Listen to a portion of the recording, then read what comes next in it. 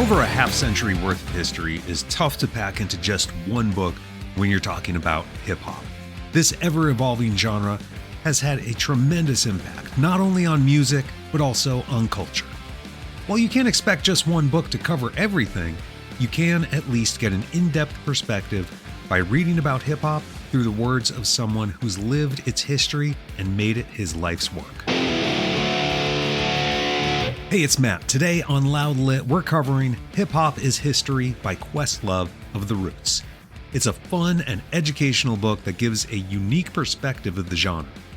As I was reading the book, it also inspired me to go back and listen to more music from The Roots. If all you know of them is their work as Jimmy Fallon's Tonight Show house band, do yourself a favor and check out some of their albums.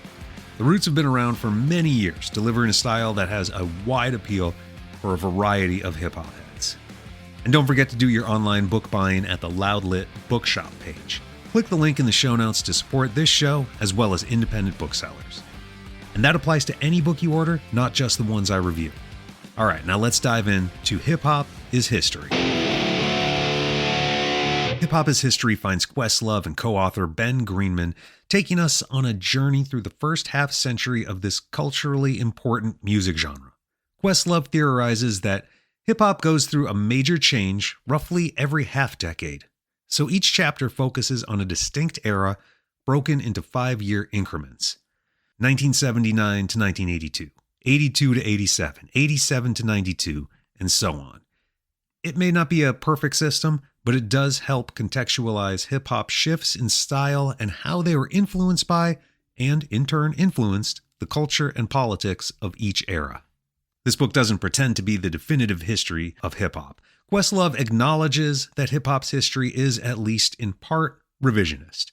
He writes, quote, "The entire lifespan of this young, vibrant genre has been marked by assessments and reassessments." He even notes the disputes about the very origin story of hip-hop.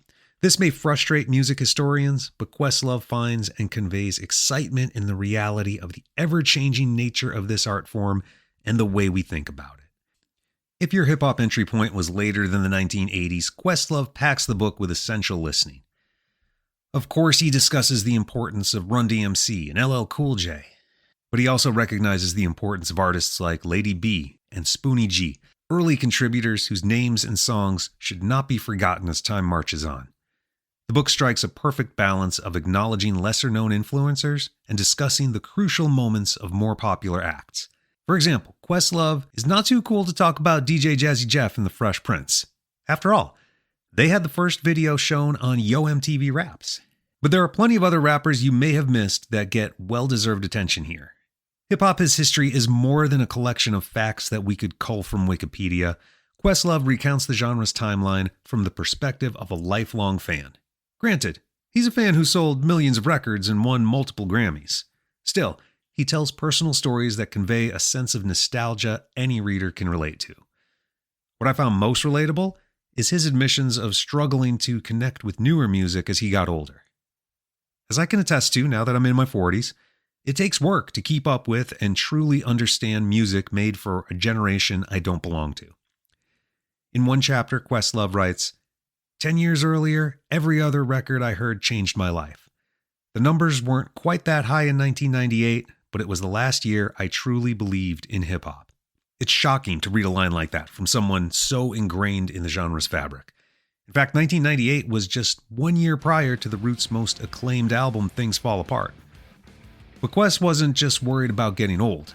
As time went on and hip-hop continued to evolve, he also faced an existential crisis. With the 5-year cycles of hip-hop eventually forced the Roots to become relics of a bygone era. Were this book simply a guide through the ups and downs of hip-hop's first 50 years, it would certainly be an entertaining read. But because Questlove injects personal stories, including the insecurity of feeling left behind in the industry to which he's devoted his life, this book is more than just informative. It's a moving, partial memoir that will connect with any reader who feels the world passing them by at the speed of hip-hop's evolution.